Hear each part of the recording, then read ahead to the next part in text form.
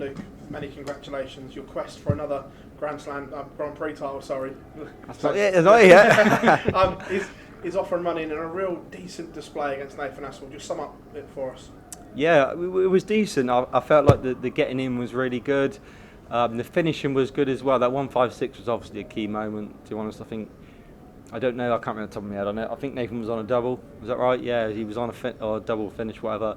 And I feel like that really took the wind out of the sails of him. So for me, look, I don't think the scoring was great. It can be better. Everyone knows I'm a good scorer, but if I can pair that with the doubling in, then I stand a great chance of doing well this week. So yeah, I'm happy with the performance. It was good. But I'll be striving for more for the next game, and hopefully I can pair the starting in with the scoring as well. When the draw's done and you get Nathan Aspinall, someone that you played in the Premier League and on many big stages, does that focus you and like raise a shot because you know you've got to be on it from the off?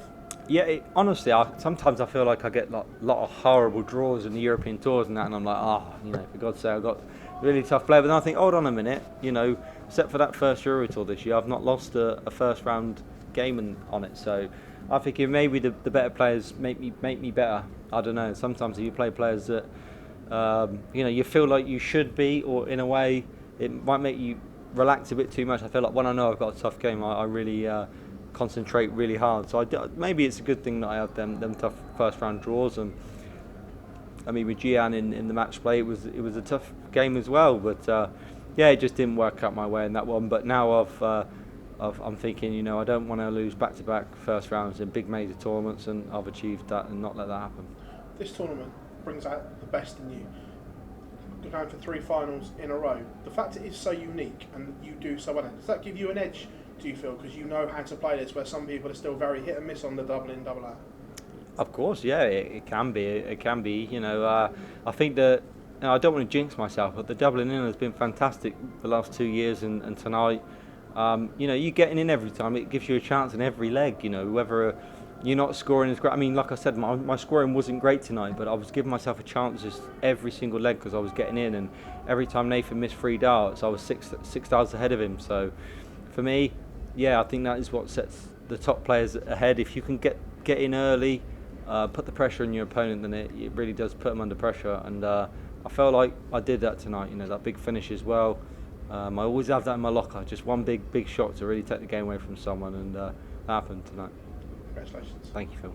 Luke, well done tonight. You played with your smile on your face there, and there's obvious emotion at the end of it as well. Is that something you've really worked on, trying to enjoy the time up there in those big occasions? Yeah, I mean, I live for this. I live for these big moments. You play the big players, you live for it. And Nathan's a big time player, and I've played him so many times. I've got a great winning record against him, but I know that he's one of them players that can really spark into life and really put you under pressure. I played him 2 or 3 weeks ago in the European Tour, and he played really well against me. So I know that I'm always in for a tough game with him. We always have good games, but tonight I think my getting in was the crucial part of the game, and I had that 1-5-2 I think in the first set, in the 5th leg, and the 1-5-6. It's just, I know a lot of people say it, but that's what it is in darts. Big shots at the right times really do make a difference. When we spoke to you when you were out of the World Series in Australia and New Zealand, you were saying you were coming back and having a little bit of time away and maybe recharging those batteries. Do you feel ready to go for this back end of the year? It's obviously very busy. Yeah, honestly, I feel like after the Premier League, I kind of neglected my practice. There's lots of gaps in the calendars. Even if it was just 3 or 4 days, I just weren't practicing, and you kind of feel a little bit comfortable that your game's in a good place, and maybe you don't try as hard. But in the last sort of 3, 4, 5 weeks, I've been playing all the time, doing exhibitions, and it keeps you sharp. If I'm playing all the time, that makes me dangerous. So I think that I've done the right decision. I've been working hard on my game, but I've been playing all the time, and I think when I'm playing all the time, I'm at a sharp level, and that's when I'm at my best. With those exhibitions, how much do you go into that to enjoy yourself, and how much is actually focused on the performance side of things?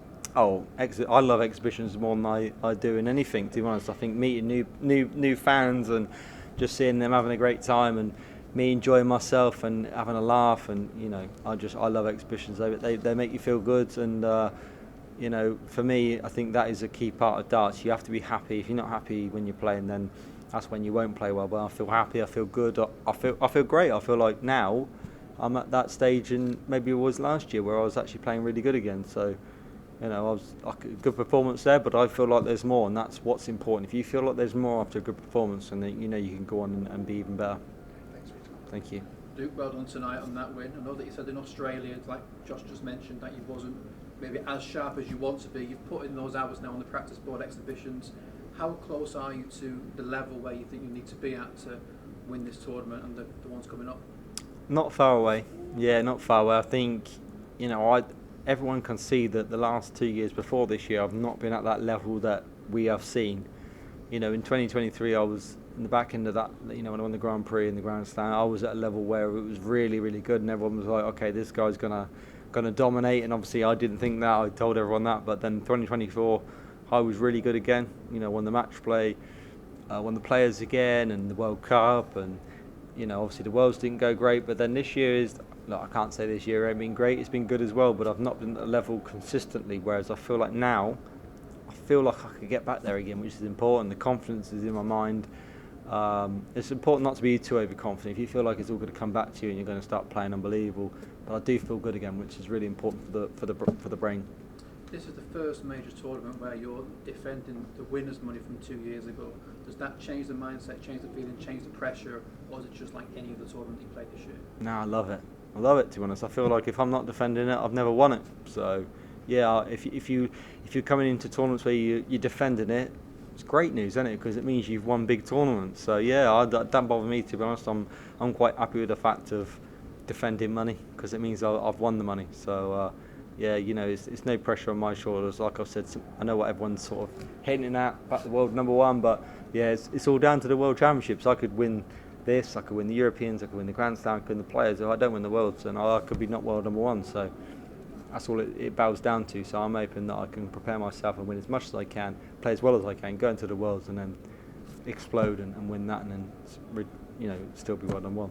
Thank you, Luke. Well done tonight. Thank you, mate. Many congrats, Luke. I just wanted to ask you about the recent announcement of darts going over to Saudi Arabia with the new World Series event. What's your immediate thoughts on that? Yeah, I mean, to be honest, I didn't really have a thought on it until like 1 or 2 days ago when it came out. So, but yeah, you know, I'm just a dart player. I'm here to play. If I get asked to play and get invited to play, that's all I'm doing. You know, wherever the PDC takes it, I'm going to go. I'm not sure if you watched the recent Matchroom documentary, but No. Turkey Al-Sheikh on that was discussing with Eddie and Barry on getting the darts, and he said if he does get his hands on the darts, that he'll implement a crazy concept, like he did with the snooker and the golden ball, if you're aware of that. Yeah. Is there anything you'd like to see him implement with that, or do you want him to maybe just keep darts as it is? Honestly, I couldn't care, to be honest. Whatever he wants to do is great, as long as he pays as much as he does for the snooker and the boxing. I don't care. You know, obviously this is my job.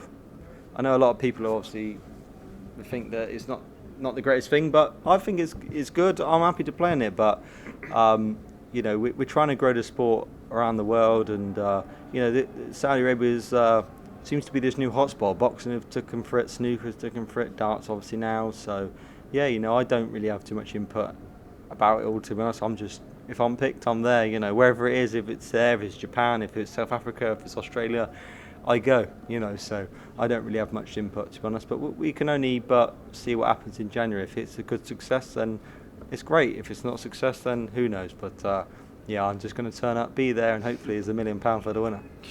Whether they potentially bring back the quadro board or something like that, would you welcome a new fresh idea for a tournament? Yeah, I mean, there's so many people out there probably would not be happy with it, but sometimes in life that you have to grow, you have to go with the sport, and sometimes new things are good fun. You know, there's so many different formats and stuff like that. People want Ryder Cups, Royal Rumbles, all these type of thing, you know, so they can't complain if we go there and do something different. You know, it's growing the sport in different ways, but making it in you know, doing different things. You know, and obviously just playing 501 and all the time can be quite, you know, a bit boring for people. It's maybe we need something different. I don't know, but whatever they do, it doesn't bother me. If it's quadro boards, if it's 1001 best of one, I don't care. I'll be there and I'll enjoy it. But you know, it's obviously a sport in place that just wants to bring new sports, and yeah, you know, hopefully it's a good thing, and we have good fun there, and you know, it grows the sport in the Middle East even more than it is now.